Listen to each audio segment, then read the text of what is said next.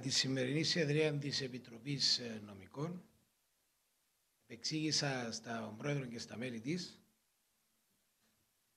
τα μέτρα τα οποία η κυβέρνηση έχει προωθήσει και εκείνα τα οποία είναι σε προγραμματισμό που αφορούν όχι μόνο την καταστολή της βίας στα γήπεδα αλλά και την πρόληψη. Εξήγησα ότι έχουμε ήδη προχωρήσει στην διερεύνηση κοινωνικών προγραμμάτων πρόληψης της βίας στα γήπεδα και ότι είμαστε σε συνεχή επαφή μαζί με τον Κυπριακό Οργανισμό Αθλητισμού για την προετοιμασία αυτών των προγραμμάτων, κοστολόγηση των οποίων θα περιληφθεί στον προϋπολογισμό του Κυπριακού Οργανισμού για το έτος 2015. Πρόκειται για προγράμματα τα οποία συνδράμουν στην βελτίωση της πολιτικής πρόληψης του χουλικανισμού με τη συμμετοχή των σχολείων, τη συμμετοχή ομάδων πολιτών, της τοπικής αυτοδιοίκησης, των ίδιων των σωματείων, με την επιβράβευση της εθελοντικής πρωτοβουλίας και των προγραμμάτων αυτών, αλλά ακόμα και την διαφώτιση και ενημέρωση, όπως είναι η διαφωτιστική εκστρατεία με το μήνυμα του Use Your Head. Τα προγράμματα αυτά εφαρμόστηκαν σε άλλες χώρες της Ευρωπαϊκής Ένωσης και έχουν αξιολογηθεί ότι απέδωσαν. Έτσι και εμείς, μαζί με τον Κυπριακό Οργανισμό Αθλητισμού, προχωρούμε στην πρόθεσή τους.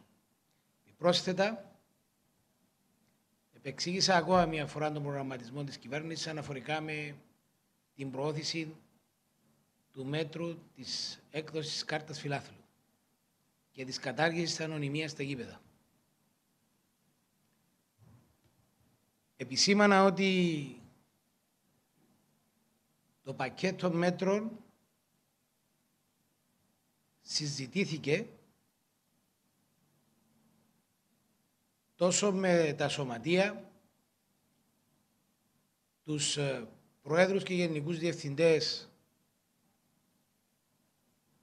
των γηπέδων, τουλάχιστον για τα 3-4 μεγαλύτερα γήπεδα, με τους διευθυντές 3-4 μεγαλύτερων γηπέδων, καθώς επίσης και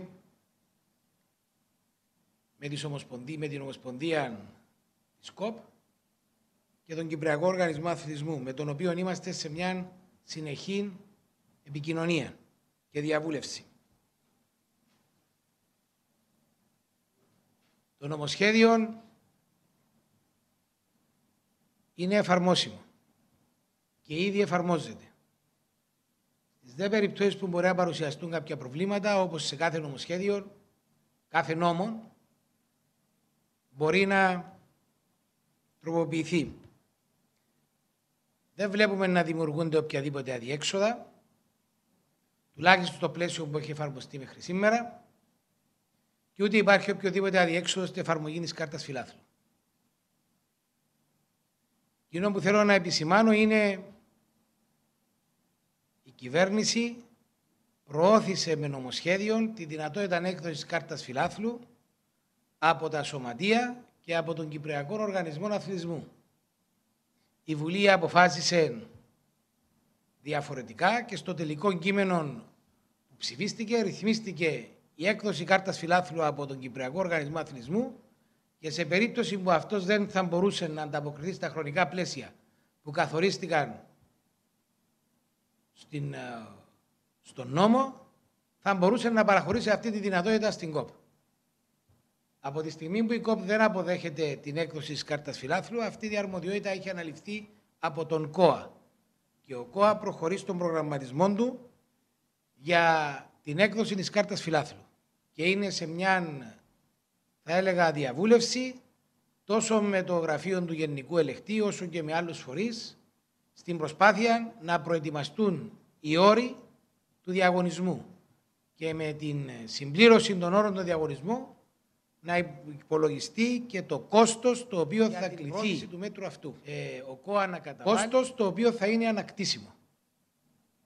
Συνεπώς, οι οποιασδήποτε αναφορές για συζήτηση του κόστους της έκδοσης κάρτας φιλάθλου ή το τέλος το οποίο θα επιβληθεί, νομίζω ότι δεν ήταν στο στάδιο εκείνο που συζητήθηκε ενώπιον της Επιτροπής Νομικών ή και προηγουμένως θέμα για συζήτηση, αφού το κόστος αυτό θα υπολογιστεί με βάση τις προσφορές και τη δυνατότητα έκδοσης της κάρτας φιλάθλου. Σήμερα ο Επίτροπος Προσωπικών Δεδομένων εκατέθεσε μία άποψη γραπτή ενώπιον της Επιτροπής Νομικών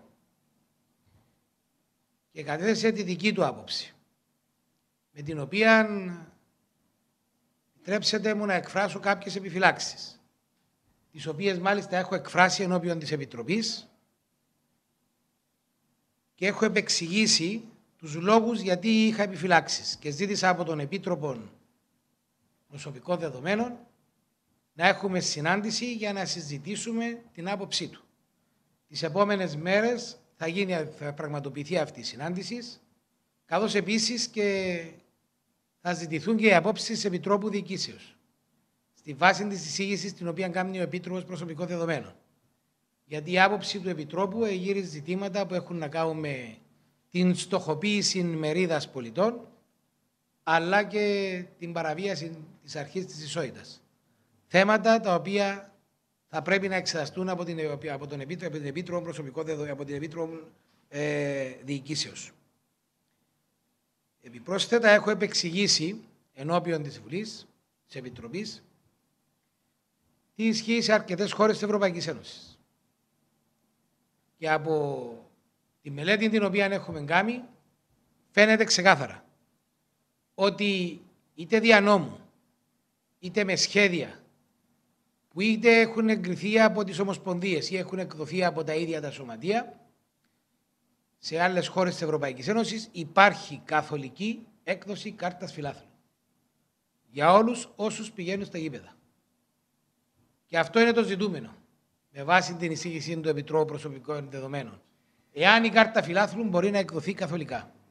Φαίνεται σε όλες τις χώρες της Ευρωπαϊκής Ένωσης που εφαρμόζεται η κάρτα φιλάθλου ή η κάρτα μέλους, αυτή εκδίδεται καθολικά και όχι σε κάποια μερίδα από αυτούς τους φιλάθλους.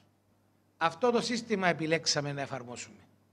Αυτό το οποίο εφαρμόζεται σε όλες τις χώρες της Ευρωπαϊκής Ένωσης. Και επιλέξαμε την εφαρμογή, την νομοθετική ρύθμιση του θέματος για να προστατεύσουμε περισσότερο τα προσωπικά δεδομένα. Όσο δεν αφορά το θέμα φακελώματος, λυπούμε να παρατηρήσω ότι οι ανησυχίες αυτές είναι υπερβολικές. Γιατί μπορούν να ληφθούν και θα ληφθούν όλα εκείνα τα μέτρα που χρειάζεται με ανάλογες ρυθμίσεις που προβλέπονται στη διαχείριση κεντρικών μητρώων, όπως είναι το αρχείο πληθυσμού και άλλα μητρώα στα οποία δεν επιτρέπεται η αξιοποίηση των δεδομένων αυτών για οποιουσδήποτε άλλους σκοπούς ή από οποιαδήποτε άλλα πρόσωπα πέραν από τα εξουσιοδοτημένα πρόσωπα. Η κυβέρνηση προχωρεί στην υλοποίηση του πακέτου, σε αντίθεση με το τι γινόταν στο παρελθόν. Κατά καιρούς στο παρελθόν είχαν εξαγγελθεί μέτρα, όπως για παράδειγμα και η κάρτα φιλάθλου. Είχαν εξαγγελθεί στις συσκέψεις που έγιναν στο Προεδρικό επί Προεδρίας του κυρίου Χριστόφια και για τις οποίες μάλιστα έγιναν και σχετικές δηλώσεις και διακηρύξεις από κυβερνητικούς αξιωματούχους και δεν είχαν προωθηθεί. Αυτή τη φορά η κυβέρνηση αποφασιστικά προχωρεί στην υλοποίηση των μέτρων, γιατί πιστεύουμε ότι η διατήρηση αυτής της κατάστασης χωρίς να υπάρξουν επαρκή μέτρα προληπτικά και κατασταλτικά θα μας οδηγήσουν ξανά στα προηγούμενα τα οποία συναντούσαμε στα γήπεδα. Δηλαδή με επεισόδια και με κινδύνους ακόμα και για τη ζωή των φιλάθλων. Σήμερα στα γήπεδα βλέπουμε οικογένειες και παιδιά.